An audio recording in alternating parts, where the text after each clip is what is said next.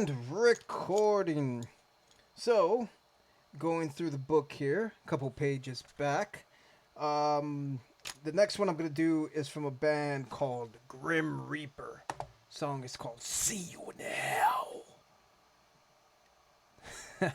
This was uploaded 11 years ago.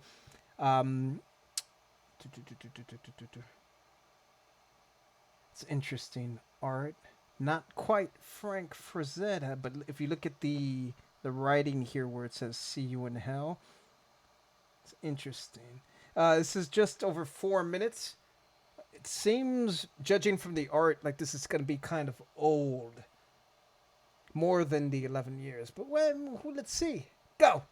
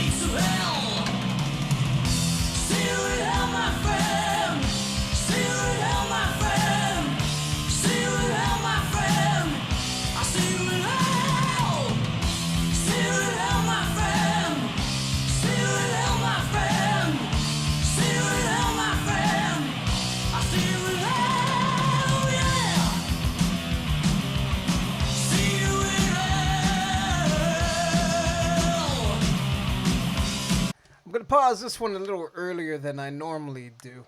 This has, I feel like, let me backtrack. I feel like I've heard the name Grim Reaper before as far as the band goes, and not just in general the Grim Reaper. There's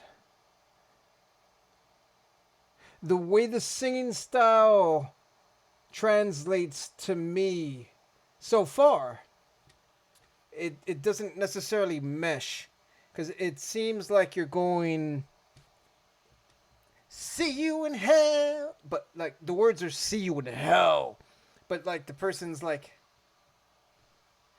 "see you in hell," like that's the way it's coming across.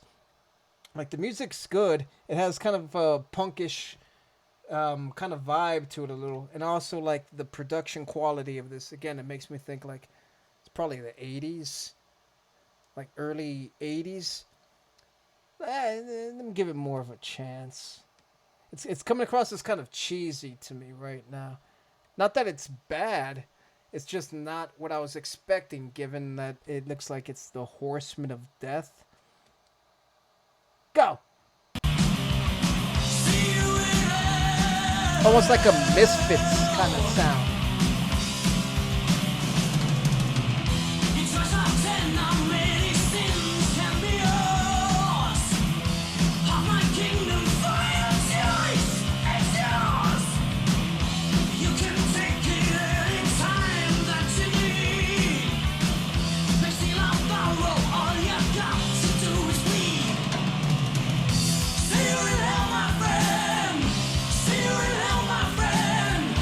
See you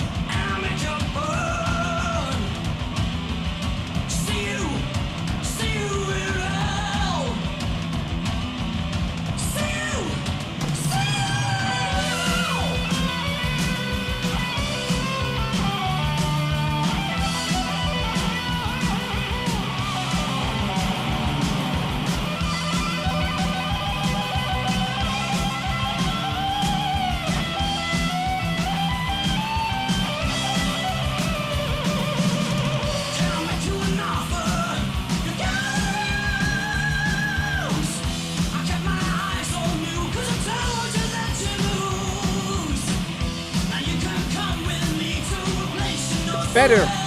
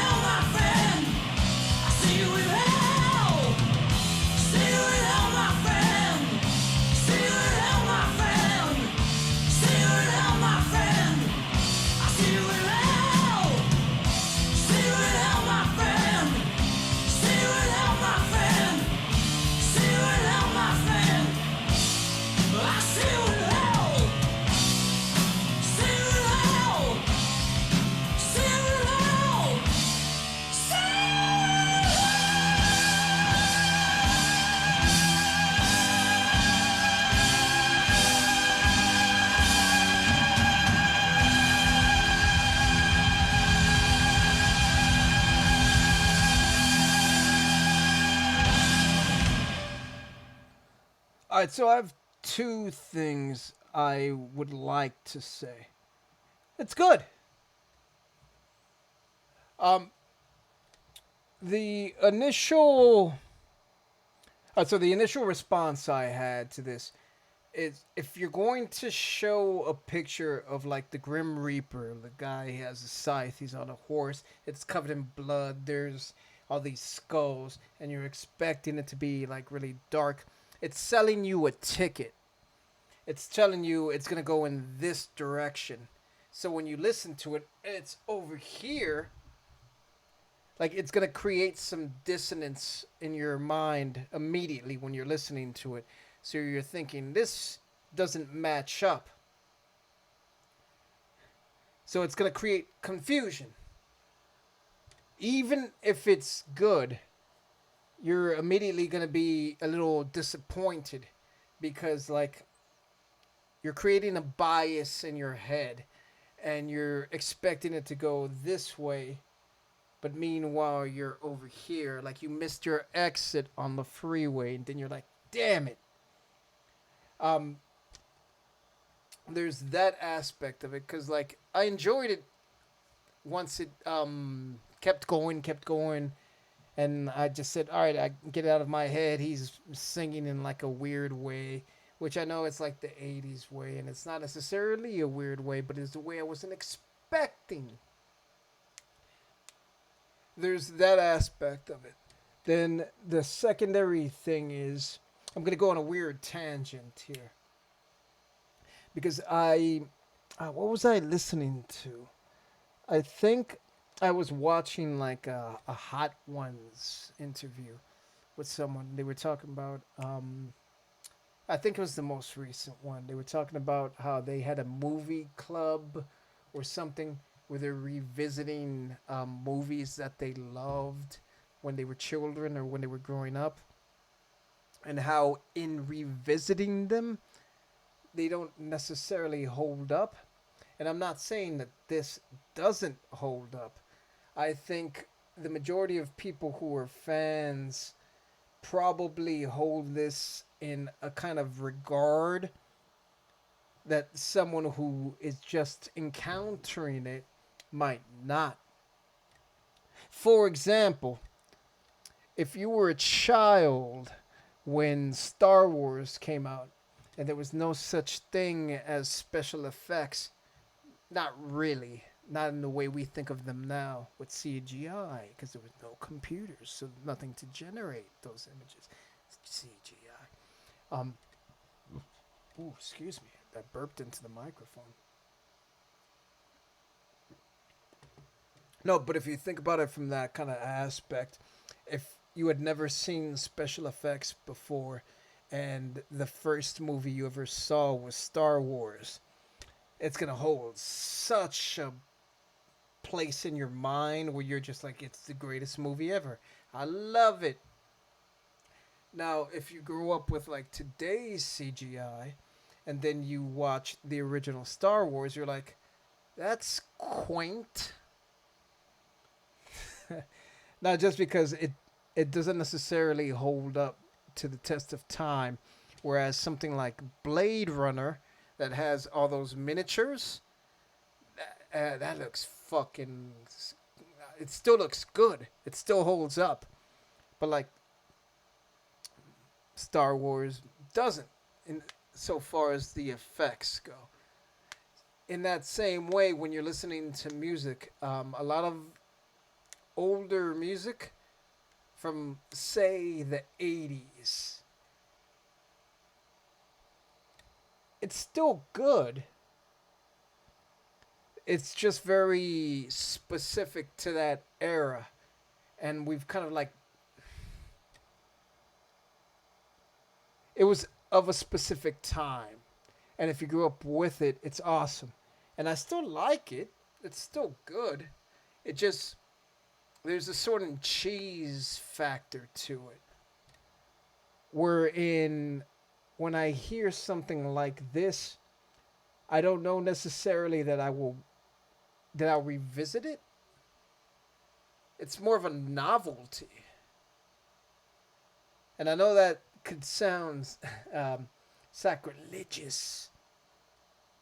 Or even, I was going to say sacrilegious because I wanted to drink more. Mm. No, but it's one of those things where, like, it might not be something someone wants to hear. Because I'm pushing 40. I'm 38. So I'm not a young guy. I was born in the 80s, which means this song is likely, or this style is pushing 40 also. So it's not like it's a current thing. A lot of people don't think like, all right, so when I was growing up, and everyone was like, oh, AC/DC, Pink Floyd, Rolling Stones, those are the bands. And you think, man, that's old. Well, now, all the bands that I liked, if you talk to a kid growing up now, they're going to be like, oh, man, that's old. So, like, the passage of time, it catches up to all of us. Ah, this is good. Again, there's just a certain context to it. It's of its time. And I don't know necessarily that it's relevant.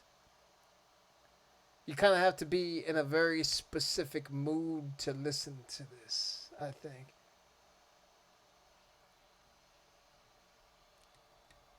Hate, hate, hate, hate, hate. I'm waiting for the comments.